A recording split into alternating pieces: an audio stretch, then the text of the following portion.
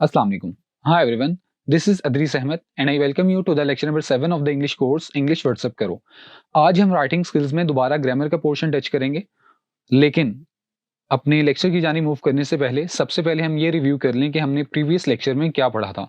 तो previous lecture में हमने जो चीज़ें पढ़ी थी वो ये हैं। सबसे पहले हमने एडजेक्टिव पढ़ा, एडजेक्टिव की हमने प्रोनाउंसिएशन भी देखी और उसके बाद एडजेक्टिव की हमने डेफिनेशन देखी। और एडजेक्टिव की डेफिनेशन ये थी कि कोई भी ऐसा वर्ड जो कि किसी नाउन या प्रोनाउन के बारे में हमें कुछ भी बताए। उसके बाद हमने एडजेक्टिव की पोजीशंस के बारे में पढ़ा कि एक एडजेक्टिव कौन कौन सी पोजीशन पर इस्तेमाल हो सकता है। और उसमें हमने ये पढ़ा कि अगर कोई एडजेक्टिव किसी नाउन के बारे में बताएगा तो उससे पहले भी आ सकता है और बाद में भी आ सकता है, लेकिन अगर कोई एडजेक्टिव किसी प्रोनाउन के बारे में कुछ बताएगा तो उससे बाद ही आ सकता है, उससे पहले नहीं आ सकता। उसके बाद जो दूसरी चीज़ हमने देखी वो एडवर्ब था। एडवर्ब क्या होता है? कोई भी ऐसा वर्ड जो कि किसी वर्ब या किसी एडजेक्टिव के बारे में हमें कुछ भी बताए। उसके बाद हमने एडवर्ब की पोजीशंस देखी और लास्ट पर हमने एडवर्ब की टाइप्स पढ़ी थी कि एक एडवर्ब क्या क्या चीज़ें शो यानी जाहिर करता है, और वो क्या क्या थी? मैनर, प्लेस, टाइम, डिग्री और quantity, and the last thing was frequency. Now let's proceed towards our today's lecture. So सबसे पहले हमारे पास है प्रपोजिशन। एक प्रपोजिशन क्या होता है? A preposition is a word used before a noun or a pronoun to show its relation with another word of the sentence। मतलब ये एक ऐसा वर्ड है जो कि किसी नाउन या प्रोनाउन से पहले इस्तेमाल होता है।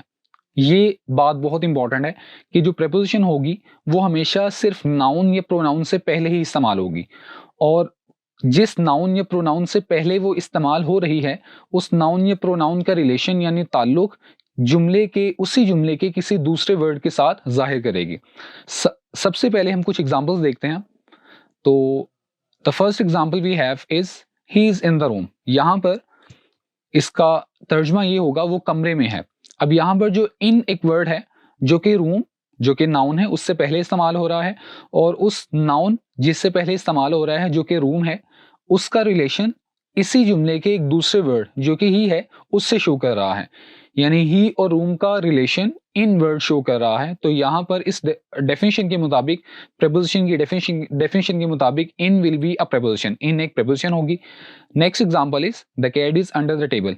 यहाँ पर जो अंडर वर्ड है वो एक नाउन यानी टेबल से पहले इस्तेमाल हो रहा है, और उस टेबल का रिलेशन ताल्लुक उसी जुमले के एक और वर्ड कैट के साथ जाहिर कर रहा है। तो according to the previous definition ये भी एक प्रपोजिशन होगी। और लास्ट एग्जांपल हमारे पास है I am sitting beside him. Beside एक ऐसा वर्ड है जो कि एक प्रोनाउन से पहले आ रहा है, हिम, और उस हिम का रिलेशन आई के साथ शो कर रहा है। तो बिसाइड भी एक प्रपोजिशन होगी। उसके बाद कुछ ऐसी प्रपोजिशंस हैं जो कि बहुत ज़्यादा इस्तेमाल होती हैं, बहुत ज़्यादा कॉमन है, और वो ये हैं। इन मतलब में, अंदर। उसके बाद एट, पर। उसके बाद ऑन। नेक्स्ट इज विद, साथ। देन फॉर, के लिए। उसके बाद टू, की तरफ, डायरेक्शंस वगैरह के लिए इस्तेमाल होता है। उसके बाद ऑफ, और लास्ट है फ्रॉम। तो ये वो प्रपोजिशंस हैं जो कि बहुत ज़्यादा इस्तेमाल होती हैं। Next thing is conjunction. अब जो वर्ड कंजंक्शन है वो वर्ड निकला है कंजंक्ट से, और कंजंक्ट का मतलब होता है जॉइन, मिलाना। तो यहीं से हम इसकी डेफिनेशन निकाल सकते हैं। A word use to join two words और सेंटेंसेस। यानी कंजंक्शन एक ऐसा वर्ड है, एक ऐसा लफ्ज है जो कि दो अल्फाज या जुमलों को मिलाने के लिए इस्तेमाल होता है। अब ये बात इंपॉर्टेंट है कि अगर कंजंक्शन एक वर्ड को मिला रहा है तो जिससे मिलाएगा वो भी एक वर्ड होगा, और दूसरी बात, अगर कंजंक्शन एक जुमले को मिला रहा है तो जिसके साथ मिलाएगा वो भी एक जुमला होगा। यानी सिंपल वर्ड्स में एक कंजंक्शन दो सेम चीजों को आपस में मिलाता है। एक वर्ड को एक सेंटेंस के साथ नहीं मिला सकता, बल्कि एक वर्ड को एक वर्ड के साथ ही मिलाएगा और एक सेंटेंस को एक सेंटेंस के साथ ही मिलाएगा।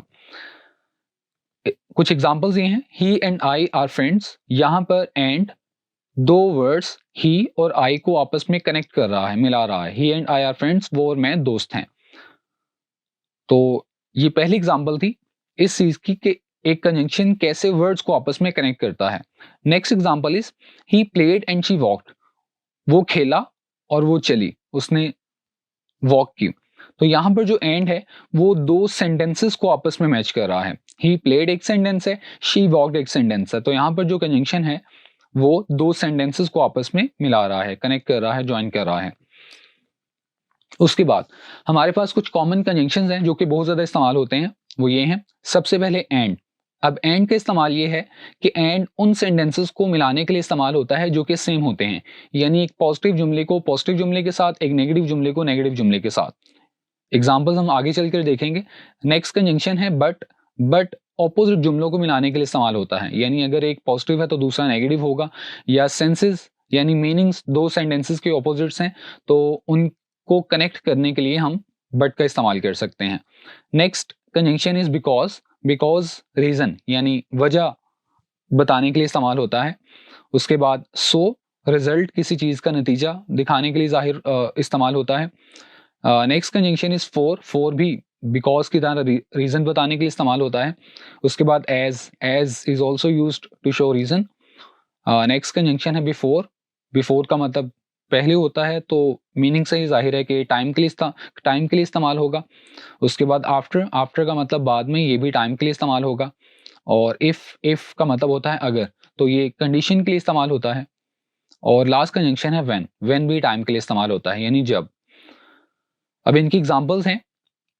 सबसे पहले नाइट्स पास्ट एंड डेज केम, रातें गुजरी और दिन आते गए।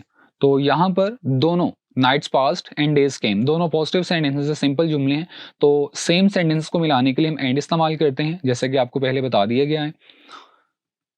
Next sentences, we won but they lost, हम जीत गए वो हार गए। तो दोनों ऑपोजिट हैं, जीतना और हारना, तो ऑपोजिट सेंटेंसेस को मिलाने के लिए हम बट इस्तेमाल करते हैं। Next example is I left because I was tired, मैं चला गया, रीजन क्या थी, क्योंकि मैं थका हुआ था। तो यहां पर बिकॉज रीजन के लिए इस्तेमाल हो रहा है। Next sentences, he was tired so he left, वो थका हुआ था इसलिए वो चला गया। तो वो थका हुआ था, इसका नतीजा क्या निकला, वो चला गया। तो रिजल्ट को शो करने के लिए हम सो इस्तेमाल करते हैं। Next sentences, he died for he was ill, for भी रीजन यानी वजह के लिए इस्तेमाल होता है, वो मर गया क्यों, ही वॉज इल, वो बीमार था। तो फॉर भी रीजन के लिए इस्तेमाल होता है। Next examples are thieves ran as police came, तो यहां पर चोर भाग गए जब पुलिस आई, तो एज टाइम के लिए इस्तेमाल हो रहा है।